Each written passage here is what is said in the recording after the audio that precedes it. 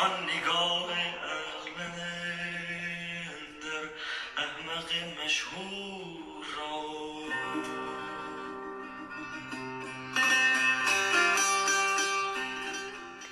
Good evening. Oh, hi. We already have a special person who's watching. Welcome. Without further ado, as Joanna usually says, I'm going to continue reading for you the stories of 1001 Nights. Enjoy the reading. Now when it was the 494th night, she said, "It hath reached me, O auspicious king, that the queen continued. Iblis served God and became chief of cherubim. When, however, the Lord created Adam, with whom be peace, he commanded Iblis to prostrate himself to him, but he drew back. So Allah Almighty expelled him from heaven and cursed him. This Iblis had issue, and of his lineage are the devils. And as for the other 6 males who were his elders, they are the ancestors of the true believing Jan, and we are their descendants. Such, O Bulukiya, is our provenance." Bulukiya marvelled at the king's words and said, "O king, I pray thee bid one of thy gods bear me back to my native land."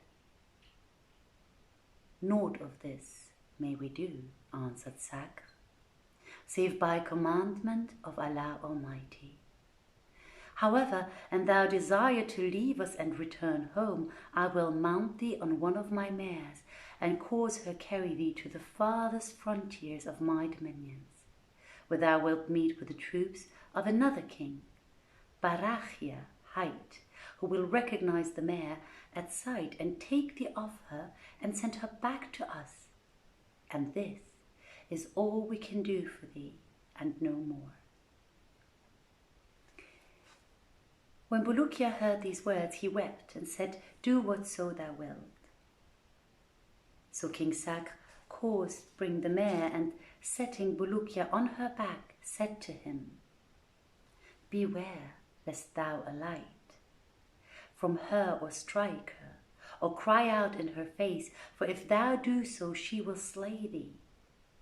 But abide quietly, riding on her back till she stop with thee. Then dismount and wend thy ways." Quoth Bulukiya, "I hear and I obey." He then mounted, and setting out, rode on a long while between the rows of tents, and stinted not riding till he came to the royal kitchens, where he saw the great cauldrons, each holding 50 camels, hung up over the fires which blazed fiercely under them. So he stopped there and gazed with a marvel ever increasing, till King Sakr, thinking him to be an hungered, bade bring him 2 roasted camels, and they carried them to him and bound them behind him on the mare's crupper. Then he took leave of them and fared on till he came to the end of King Sakr's dominions, where the mare stood still, and Bulukiya dismounted and began to shake the dust of the journey from his raiment. And behold, there accosted him a party of men who, recognizing the mare, carried her and Bulukiya before their king Barakhia. So he saluted him, and the king returned his greeting and seated him beside himself in a splendid pavilion, in the midst of his troops and champions and vassal princes of the Jan, ranged to right and left. After which he called for food, and they ate their fill and pronounced the Alhamdulillah.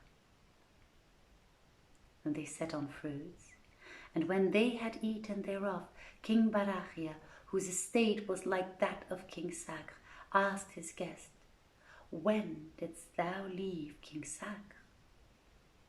And Bulukiya answered, 2 days ago. Quoth Barakhia, dost thou know how many days' journey thou hast come in these 2 days? Quoth he, no. And the king rejoined, thou hast come a journey of 70 months. And Shahrazad perceived the dawn of day and ceased saying her permitted say. Now when it was the 495th night, she said, it hath reached me, O auspicious king, that the queen continued. Barakhia said to Bulukiya, in 2 days thou hast come a journey of 70 months. Moreover, when thou mountedst the mare, she was affrighted at thee, knowing thee for a son of Adam, and would have thrown thee, so they bound on her back these 2 camels by way of weight to steady her. When Bulukiya heard this, he marvelled and thanked Allah Almighty for safety. Then said the king, tell me thy adventures, and what brought thee to this our land. So he told him a story from first to last. And the king marvelled at his words and kept Bulukiya with him 2 months. Upon this, Hasib Karim al-Din, after he had marvelled at her story, again besought the serpent queen, saying, I pray thee of thy goodness and graciousness, command one of thy subjects conduct me to the surface of the earth, that I may return to my family. But she answered, O Hasib, I know that the first thing thou wilt do after seeing the face of the earth will be to greet thy family, and then repair to the hammam bath and bathe. And the moment thou endest thine ablutions, will see the last of me, for it will be the cause of my death. Quoth Hasib, I swear that I will never again enter the hammam bath so long as I live, but when washing is incumbent on me, I will wash at home. Rejoined the queen, I would not trust thee though thou shouldst swear to me 100 oaths, for such abstaining is not possible. And I know thee to be a son of Adam, for whom no oath is sacred. Thy father Adam made a covenant with Allah the Most High, who kneaded the clay whereof he fashioned him 40 mornings, and made his angels prostrate themselves to him. Yet after all, his promise did he forget, and his oath violate, disobeying the commandment of his Lord. When Hasib heard this, he held his peace and burst into tears, nor did he leave weeping for the space of 10 days, at the end of which time he said to the queen, Prithee acquaint me with the rest of Bulukiya's adventures. Accordingly, she began again as follows. Know, O Hasib, that Bulukiya, after abiding 2 months with King Barakhia, farewelled him and fared on over wastes and deserts nights and days, till he came to a high mountain, which he ascended. On the summit he beheld seated a great angel glorifying the names of God and invoking blessings on Muhammad.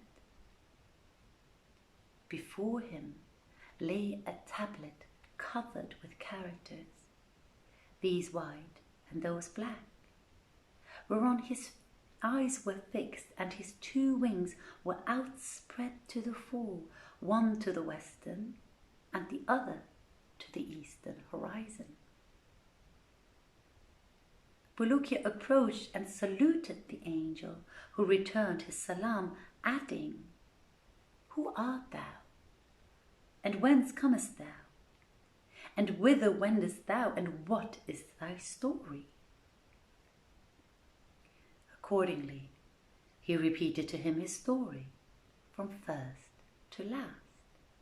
And the angel marvelled mightily thereat, whereupon Bulukiya said to him, I pray thee, in return, acquaint me with the meaning of this table, and what is writ thereon, and what may be thine occupation and thy name. Replied the angel, my name is Michael, and I am charged with the shifts of night and day, and this is my occupation till the day of doom.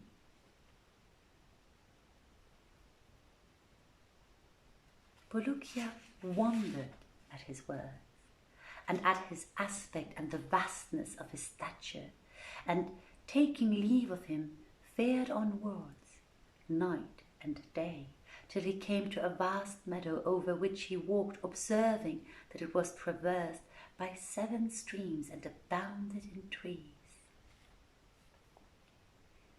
He was struck by its beauty, and in one corner thereof he saw a great tree, and under it 4 angels. So he drew near to them, and found the first in the likeness of a man, the second in the likeness of a wild beast, the third in the likeness of a bird, and the fourth in the likeness of a bull, engaged in glorifying Almighty Allah and saying, O my God and my Master and my Lord, I conjure thee by thy truth and by the degree of thy Prophet Muhammad, on whom be blessings and peace, to vouchsafe thy mercy and grant thy forgiveness to all things created in my likeness, for thou over all things art almighty. Bulukiya marvelled at what he heard, but continued his journey till he came to another mountain, and ascending it, found there a great angel seated on the summit, glorifying God and hallowing him and invoking blessings on Muhammad, whom Allah assain and save.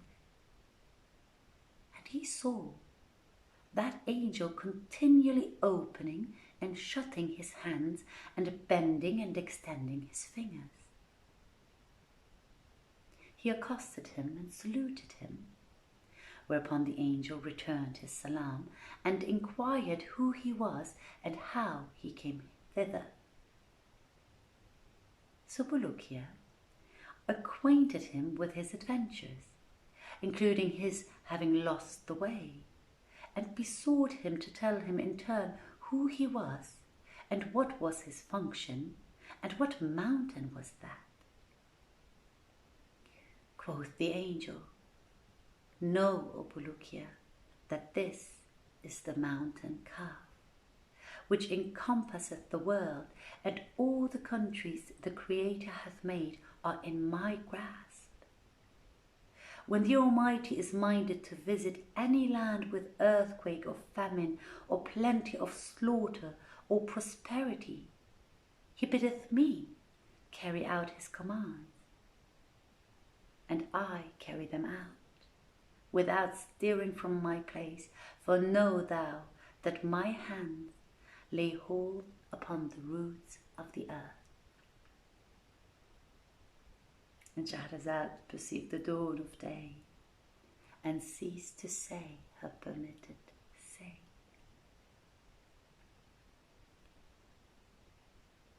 Now when it was the 496th night, she said, It hath reached me, auspicious King, that the Queen continued, when the angel said, And know thou that my hands lay hold upon the roots of the earth. He asked, And hath Allah created other worlds than this within the mountain Kaf? The angel answered, Yes, he hath made a world wide as silver, whose vastness none knoweth save himself, and hath peopled it with angels, whose meat and drink are his praise, and hallowing and continual blessings upon his prophet Muhammad, whom Allah bless and keep. Every Thursday night they repair to this mountain and worship in congregation Allah until the morning, and they assign the future recompense of their lords and litanies to the sinners of the faith of Muhammad, whom Allah assain and save, and to all who make the ghusl ablution of Friday, and this is their function until the day of resurrection. Asked Bulukiya, and hath Allah created other mountains behind the mountain Kaf? Whereto he answered, yes, behind this mountain is a range of mountains 500 years' journey long, of snow and ice, and this it is that wardeth off the heat of Jahannam from the world, which verily would else be consumed thereby. Moreover, behind the mountain Kaf are 40 worlds, each one the bigness of this world 40 times tall,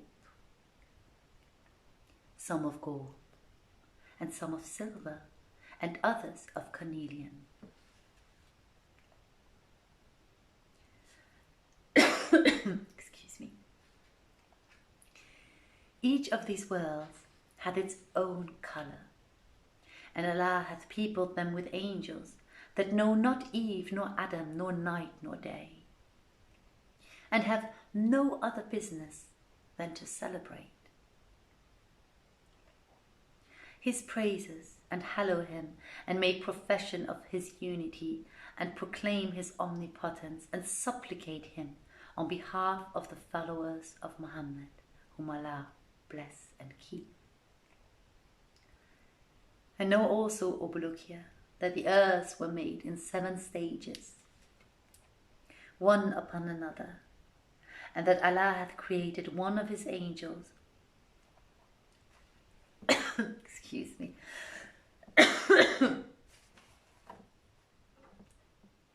don't you worry.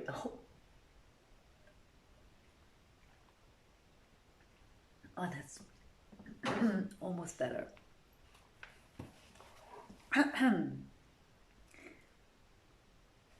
Each of these worlds hath its own colour, and Allah hath peopled them with angels that know not eve nor Adam nor night nor day, and have no other business than to celebrate his praises, and hallow him, and make profession of his unity, and proclaim his omnipotence, and supplicate him on behalf of the followers of Muhammad, whom Allah bless and keep. And know also, O Bulukiya, that the earths were made in 7 stages, one upon another, and that Allah hath created one of his angels, whose stature and attributes none knoweth but himself, and who beareth the 7 stages upon his shoulders.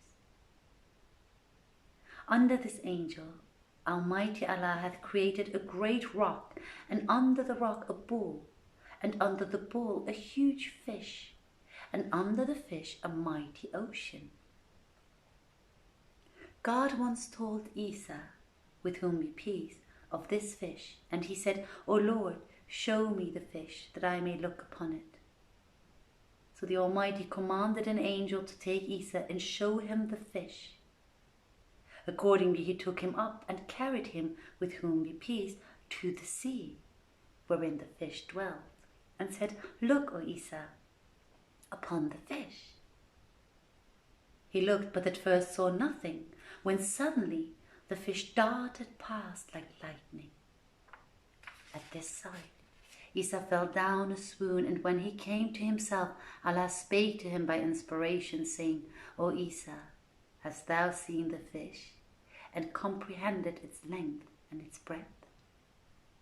He replied, By thy honour and glory, O Lord, I saw no fish, but there passed me by a great bull, whose length was 3 days' journey, and I know not what manner of thing this bull is. Quoth Allah, O Isa, this that thou sawest, and which was 3 days in passing by thee, was but the head of the fish. And know that every day I create 40 fishes like unto this. And Isa, hearing this, marveled at the power of Allah the Almighty. Asked Bulukiya, what hath Allah made beneath this sea which containeth the fish? And the angel answered, under the sea the Lord created a vast abyss of air, under the air fire, and under the fire a mighty serpent by name Falak. And were it not for fear of the Most Highest, this serpent would assuredly swallow up all that is above it, air and fire, and the angel and his burden, without sensing it. And Shahrazad perceived the dawn of day, and ceased saying her permitted say. Thank you very much for tuning in. I hope you enjoyed the reading. I'm going to go and take care of my little throat right now. And we'll be seeing you next week on Tuesday. Please tune in. Have a wonderful evening, day or night. And as usual, remember to go inwards instead of outwards. Thanks a lot for watching. Bye.